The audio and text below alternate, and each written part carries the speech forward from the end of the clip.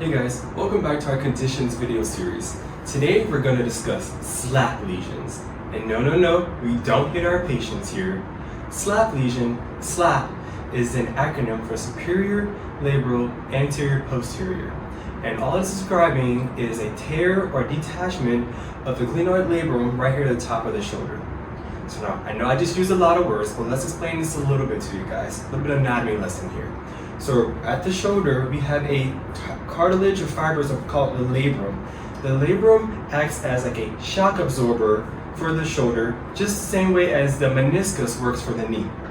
But the main focus of this labrum here is to create a deeper socket for the shoulder and create suction so that the arm can come tight to the shoulder and be stabilized. We'll also see that the biceps tendon and other tendon ligaments attach here at this labrum so that everything can stay tight, and when you move your shoulder, it doesn't pop out of place. So now that we know what the labrum is, let's talk about how we injure it. So typically, injuries to this labrum, when you fall at an outstretched arm. So if you fall like this and brace yourself, that's usually when we tear this. But we can also see repetitive micro traumas to the shoulder that cause this.